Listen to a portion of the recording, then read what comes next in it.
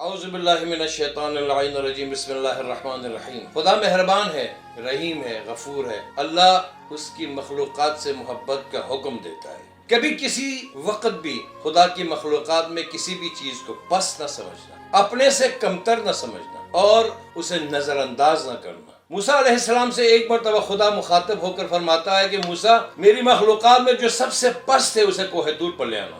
موسیٰ گئے، ادھر ادھر دیکھا، بنی اسرائیل کے لوگوں کو دیکھا، اور اس کے بعد موسیٰ کے ذہن میں آیا ایک زخمی کتے کو دیکھا تو اس کتے کے گلے میں رسی ڈال کر کھینچنے لگے، لیکن وہ کتا نہیں گیا۔ موسیٰ اسے چھوڑ کر کوہ طور پہ گئے۔ کہا، ہاں موسیٰ، میری مخلوقات میں کوئی پس نظر نہ آیا؟ کہا، نہیں خدایا، آپ کی مخلوقات میں سے مجھے کوئی پس نظر نہیں آیا۔ خدا کی طرف سے جواب آیا، موسیٰ، تم نے میری مخلوقات میں سے ایک کے گردن میں رسی ڈال دی تھی۔ اس زخمی کتے کو کوہ طور پر لے کر آنے کی تم کوشش کر رہے تھے، وہ نہ آئے، اور تم اسے ارادہ ترک کر کے چھوڑ آئے۔ موسیٰ، مجھے اپنی عزت و جلالت کی قسم، اگر تم اس مخلوق کو، اس کتے کو، اس زخمی کتے کو کوہ طور پر لے کر آتے تو ہم تم سے نبوت کو چھین لیتے۔ ہم اپنی زندگی میں کتنے غریبوں کو پس سمجھتے ہیں، اپنے سے کمتر لوگوں کو، جن کے کپڑے اچھے نہیں ہیں، جو غریب ہیں، جو فقیر ہیں، جو مسکین ہیں، جو ہمارے ہاں ملازم ہیں، کام کرتے ہیں، ان کو ہم کتنا پس سمجھتے ہیں۔ اسی شہر میں اگر آپ دیکھیں، سڑکوں پر کتنے نشئی گرے پڑے ہیں، لیکن اسی کے پاس سے ہم گزرتے ہیں، ہمیں کوئی توجہ نہیں ہے۔ اگر خدا کی رضایت حاصل کرنا چاہتے ہو، خدا کی خوشنودی حاصل کرنا چاہتے ہو، تو اس کی مخلوقات سے، انسانیت سے پیار سیکھو اور انسانیت سے محبت کرو۔ اگر خدا ایک کتے کی توہین کو برداشت نہیں کر سکتا تو ہم کیا اپنی زندگی میں کتنے انسانوں کی توہین کرتے ہیں؟